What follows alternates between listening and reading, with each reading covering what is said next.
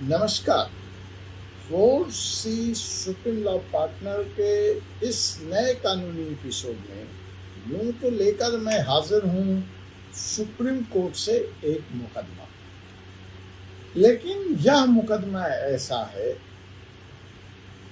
कि देखिए, कुछ मुकदमे होते हैं प्रॉपर्टी से, क्राइम से, खैर वो पूरे व्यापकता में समाज को कहीं न कहीं प्रभावित करते हैं, लेकिन उससे हर व्यक्ति विशेष जुड़ा नहीं। लेकिन कुछ मुकदमे ऐसे होते हैं जो समाज को प्रभावित करते हैं, लेकिन हर व्यक्ति उससे जुड़ा होता है। तो जी हाँ, आज का एक ऐसा ही मुकदमा लेकर मैं हाजिर हूं आपके बीच, जिससे आप बच नहीं सकते। आज कहीं ना कहीं वो मुकदमा आपको प्रभावित करता है, और जिनको आज नहीं करता है वो कल करेगा। जो आज पैदा हो रहा है उसको भी करेगा, जो उम्र के आखिरी पड़ाव पर है उसको भी करेगा, और जो जवान है, जहान है, उसके लिए तो बड़ा महत्वपूर्ण है। तो जी हाँ, ये मुकदमा है पति, पत्नी और सुहागरात। जी हाँ, पति, पत्नी और सुहागरात।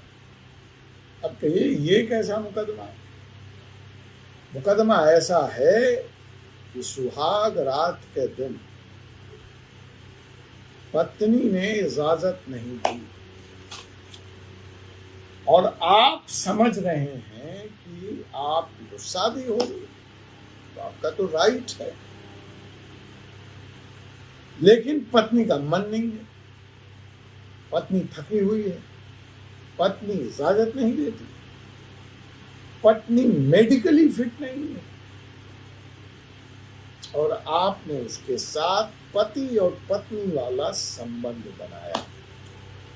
तो क्या यह संबंध बलात्कार की कैटेगरी में आएगा? यह सवाल बड़ी शिद्दत से सुप्रीम कोर्ट के सामने इस वक्त खड़ा है कि बिना पत्नी की अनुमति के, बिना पत्नी की मर्जी के, सो व्हाट, आप मैरिड हैं, आपका हक है, आपका कंजुअल राइट्स है, कानून उसका समर्थन करता है, लेकिन अगर आप संबंध बनाते हैं तो क्या यह अपराध है? क्या यह बलात्कार है? क्या यह रेप है? और आपके साथ वही व्यवहार, वही कानून लागू होगा जो आप मैरिड लाइफ से बाहर किसी भी स्त्री के साथ बिना उसकी मर्जी के, इवन अगर वह एडल्ट है, तो अगर वह बलात्कार है, और बलात्कार की परिभाषा में आता है, तो यहाँ सिर्फ आप शादीशुदा हैं तो आपको मन मर्जी करने का अधिकार मिल गया क्या? यह सवाल का उत्तर सुप्रीम कोर्ट ढूंढने का प्रयास करेगी। थोड़ा पृष्ठभूमि में चलते हैं। पृष्ठभूमि यह है कि छत्तीसगढ़ की अदालत के सामने कई ऐसे मुकदमे आए जिसमें यह सवाल शिद्दत से उठा। केरल के भी अदालत में यह मुकदमे आए, दिल्ली हाई कोर्ट में आए, और बात आकर कहां अटक गई? भारत सरकार कि भारत सरकार को इस पे अपना क्या रुख है, भारत सरकार इसको कैसे कहती है। क्योंकि यहाँ जजमेंट में जजेस के सामने दो वर्ग है। एक वर्ग आर्टिकल 21 का हवाला देता है संसद के, संविधान के, जो freedom, liberty, right to protection, right to individuality की बात करता है।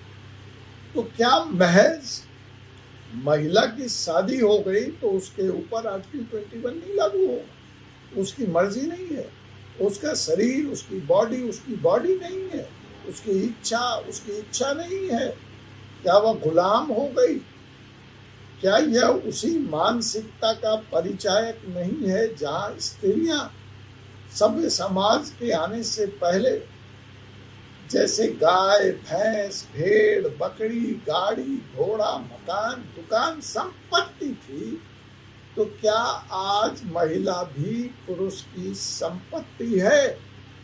और पुरुष जब चाहे जैसे चाहे उस संपत्ति का भोग या उपयोग कर सकता है। एक वर्ग सवाल पूछता है और सिरे से नकारता है कि नहीं, आप इस पुरानी मानसिकता को सभ्य समाज में कानून से चलने वाले संविधान में संविधान प्रदत्त जहां आर्टिकल 21 है तो वहीं पे राइट टू इक्वलिटी भी है उसी संविधान में कि महिला पुरुष बराबर हैं।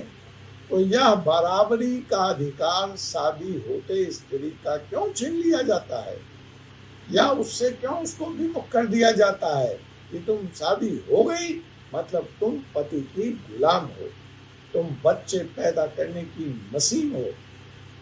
दूसरा वर्ग यह सवाल उठता है। अब इस पे कोर्ट कोई फैसला दे तो एक बड़ा इसमें स्टेक होल्डर भारत सरकार है। तो भारत सरकार को भी कोर्ट ने इस मुकदमे में नोटिस किया था जहां यह तय होना था वैवाहिक बलात्कार, मार्टियल रेप, शादी के अंदर भी क्या बलात्कार हो सकता है या नहीं हो सकता है, इस पर भारत सरकार का पक्ष जानना चाहिए। अब कल भारत सरकार ने अपना हलफनामा, अपना एफिडेविट इसमें प्रस्तुत कर दिया। बीएनएस में भी ऐसी अपेक्षा थी कि बीएनएस में इस कानून के तहत कोई बात स्पष्ट रूप से सामने आए, लेकिन बीएनएस में भी मार्टियल रेप को, वैवाहिक बलात्कार को अपराध नहीं माना गया है। इसलिए सुप्रीम कोर्ट ने भारत सरकार का इस बारे में पक्ष जानना चाहा, क्योंकि तर्क मजबूत है। शादी के साथ राइट टू इक्वलिटी खत्म नहीं हो जाती। Right to liberty, right to freedom, respect, integrity, सारी राइट्स मेरी हैं। मैं शादी कर ली, मैं स्त्री हूँ, यह सब जीरो हो जाएगा, नलिफाइड हो जाएगा? सुप्रीम कोर्ट यह पूछता है। तो भारत सरकार ने यह कहा है कि समाज के व्यापक ढांचे को देखते हुए इस देश में मार्टियल रेप को, वैवाहिक संबंधों में सेक्सुअल रिलेशंस पति और पत्नी के बीच में, चाहे उसमें रजामंदी हो पत्नी की या रजामंदी न हो, यह अपराध की श्रेणी में नहीं आएगा और बलात्कार की श्रेणी में तो निश्चित ही नहीं आएगा। इस तरह का एफिडेविट भारत सरकार ने दिया है। जब सुप्रीम कोर्ट आगे पूछती है भारत सरकार से कि फिर इस तरह के मसले जहां वास्तव में एक पत्नी परेशान है, पीड़ित है, मेडिकली अनफिट है, बच्चे पैदा करने की मशीन बनी हुई है या बना दी गई है, उसको कैसे रोका जाएगा? उस पर भारत सरकार कहती है इस तरह के एक्सेप्शनल अपराध, विशेष परिस्थितियों के लिए एलईडी डोमेस्टिक वायलेंस एक्ट है और महिला उसके तहत जाकर न्याय की गुहार लगा सकती हैं और न्याय ले सकती हैं। लेकिन रजामंदी, वैवाहिक संबंधों में, वैवाहिक रिश्ते में, वैवाहिक संबंधों के लिए, सेक्सुअल रिलेशंस के लिए एक आवश्यक शर्त नहीं हो सकती। और अगर पति पत्नी के बिना इच्छा के साथ भी उसके साथ संबंध बनाता है तो उसे कतई बलात्कार नहीं माना जा सकता। अब भारत सरकार का स्टैंड सामने आ चुका है। अब देखना है कि यह मुद्दा किस तरह का नया मोड़ लेता है, क्योंकि जो इस देश में संस्थाएं हैं जो महिला हक, अधिकार, हकूक की बात करती हैं, वह इस पर सवाल उठाने जा रही हैं कि क्या शादी का मतलब न्याय से विमुख होना है, क्या शादी का मतलब डिस्क्रिमिनेट होना है। अब देखना है कि इस पर सुप्रीम कोर्ट क्या फैसला सुनाती है, क्या तर्क देती है। भारत सरकार ने अपने हलफनामे के पक्ष में जो बातें कही हैं उसमें शादी के मूलभूत ढांचे के सुरक्षा की बात है, लेकिन इस बात का उत्तर देने से खामोश है भारत सरकार कि क्या यह महिलाओं के अधिकारों के हक का उल्लंघन नहीं है, हनन नहीं है। अब यहाँ पर इस पूरे बहस में एक स्टेक होल्डर, एक बहुत महत्वपूर्ण भाग आप भी हैं। मैं आपसे जानना चाहूँगा कि क्या पति को बिना पत्नी के सहमति के साथ उसके साथ यौन संबंध बनाने का हक होना चाहिए या नहीं होना चाहिए? ये बात आप मुझे कमेंट के माध्यम से बताएं, पहुंचाएं। क्या एक महिला को शादी के बाद उसके स्वयं के शरीर पर उसका अधिकार नहीं होना चाहिए? क्या उसका अधिकार है? और अगर है तो बिना उसकी सहमति से बना यह यौन संबंध क्या उसके शरीर पर, उसके अधिकार पर सीधा और सीधा प्रहार या हमला नहीं? सरकार यह मानती है कि अगर इस तरह का अपराध बना दिया गया, इसको ग्रेड श्रेणी में रखा गया, तो इससे विवाह की संस्थाएं कमजोर हो जाएंगी। लेकिन सवाल तो अनुत्तरित है कि इस तरह के समाज को हम कैसे प्रभावित करेंगे कि जहां पति पत्नी के रिश्ते में किसी एक पक्ष के अधिकार को बचाने के लिए दूसरे पक्ष के अधिकार की बलि दे दीजिए।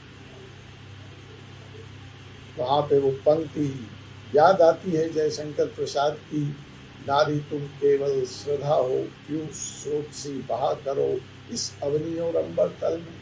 तो नारी कब तक अपने अधिकारों का हनन, शोषण बर्दाश्त करेगी और पुरुष प्रधान समाज में अपने हक और अधिकारों का आहुति देती रहेगी? यह कानून यह भी सवाल खड़ा करता है कि क्या एक महिला को शादी के बाद अपने ही शरीर पर उसका अधिकार नहीं रह जाता? क्यों हम आज प्रगति की इतनी आगे बढ़ने के बाद भी ऐसे दकियानूसी कानूनों को बनाए रखना चाहते हैं? महिलाओं के अधिकारों को का हनन करना चाहते हैं, उनके अधिकार को देना नहीं चाहते। यह सीधा सीधा महिलाओं के अधिकारों पर हमला है। आर्टिकल 21 जो मैं बार बार कह रहा हूँ, जो जीवन और व्यक्तिगत स्वतंत्रता की गारंटी देता है, या सेक्स के आधार पर, लिंग के आधार पर महिलाओं से विभेद कर सकता है। दोस्तों, यह बहस सिर्फ कानूनी है, यह सवाल हमारे समाज का है, हमारे समाज के सोच का है, हमारे समाज के मूल्यों का है, जिनकी आधारभूत ढांचा पर यह समाज बना है, यह समाज खड़ा है। यह समाज कैसे सशक्त, सबल और स्वस्थ कहा जा सकता है, जहां एक पक्ष को दूसरे पक्ष के द्वारा दबाया जाए। यह सवाल महिलाओं के अधिकारों का भी बात है, जो आज न्याय की आस में विभिन्न अदालतों में चक्कर लगा रही है।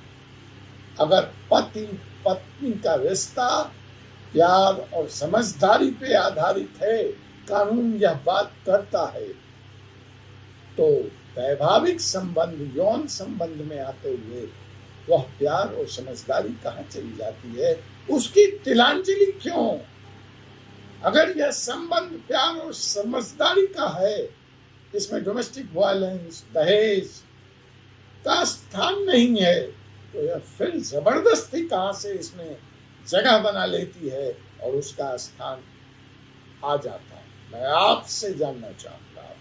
अंततः कोर्ट का जो फैसला आएगा वो आप तक पहुँचाऊंगा कि आप क्या सोचते हैं। क्या सरकार का यह पक्ष सही है, या शादी के भीतर भी यौन सहमति का सम्मान होना चाहिए? अपने विचार और कमेंट ज़रूर मुझ तक पहुंचाएं। हमारे चैनल को सब्सक्राइब करें और इस वीडियो को शेयर करें, ताकि जनता का यह संदेश, समाज का यह संदेश दूर दूर तक पहुंचे, उन व्यक्तियों तक पहुंचे जो इस मुद्दे को समझने की ज़रूरत रखते हैं। यह समय है आपकी आवाज़ बुलंद करने का, अपनी आवाज़ उठाने का। धन्यवाद। और मिलते हैं अगले वीडियो में एक और महत्वपूर्ण कानूनी मुद्दे के साथ। तब तक मुझे एडवोकेट डॉक्टर अजय कुमार पांडे को अनुमति दीजिए। जय हिंद, जय भारत।